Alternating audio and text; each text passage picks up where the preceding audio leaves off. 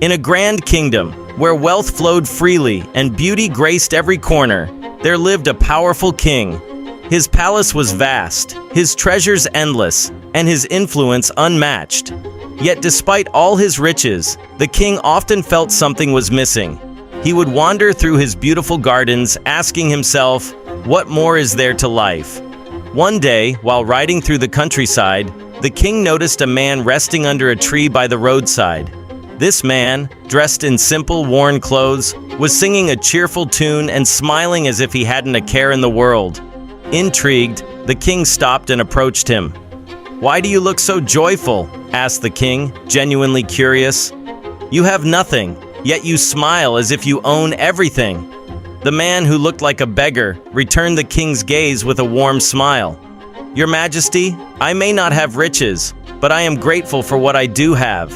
Each day brings me simple gifts: the warmth of the sun, the shade of this tree, the songs of the birds. What more could I want?" The king was taken aback. How could this man, who had so little, feel such contentment? Determined to learn more, the king invited the beggar to dine with him at the palace the following evening, and the beggar humbly accepted. The next evening, the beggar arrived at the palace and was led to a grand dining hall filled with rich tapestries, shining chandeliers, and a feast that stretched across the table. Servants attended to every need, presenting luxurious dishes one after another. As they ate, the king watched the beggar closely. But instead of being awed by the luxury, the beggar ate modestly, savoring each bite as though it were a simple meal. He expressed gratitude for each dish and spoke kindly with the king, never once showing envy for the lavish surroundings. Curious, the king asked, "Doesn't all this make you long for more? Don't these riches tempt you?" The beggar paused, setting down his spoon, and looked at the king with calm eyes. "Your Majesty, this meal is wonderful, but my happiness doesn't come from what's in front of me. My joy comes from within. Gratitude is my true wealth, and peace is my kingdom. These things cannot be given or taken away." The king was stunned. Here was a man who had nothing yet felt truly rich, while he, a king, had everything yet felt empty. That night, the king lay awake, pondering the beggar's words.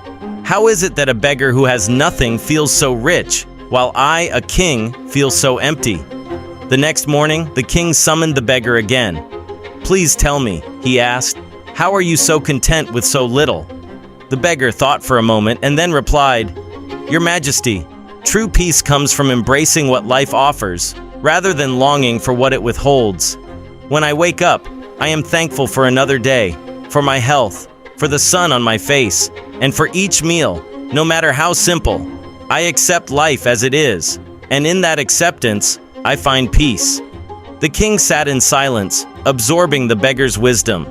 For too long, he had looked outward for fulfillment, to his possessions, his achievements, his power. But true fulfillment, he now understood, was a matter of the heart, a gratitude that no amount of wealth could buy. The king thanked the beggar and rewarded him with gold coins for his wisdom. From that day on, he began to make changes in his own life. He spent less time counting his treasures and more time appreciating the beauty around him, the laughter of children, the friendships he had taken for granted, and the simple pleasures each day brought. Years passed, and one day the king received word that the beggar had passed away peacefully. The news saddened him, but he felt grateful to have met him. That simple man, who had possessed so little, had given the king something priceless, a sense of peace that no crown or kingdom could ever provide. The king shared the beggar's story with his court. The greatest wealth, he told them, is not in gold or jewels, but in the heart. True happiness comes not from having everything, but from appreciating everything. The king's story spread far and wide, and his kingdom became known as a place where gratitude and kindness were valued above riches. And so, the legacy of the king and the beggar lived on, a reminder that wealth and status mean little without gratitude, and that sometimes the richest souls are found in the humblest of lives. Please do subscribe and stay tuned for more videos like these. Thanks for watching and stay blessed.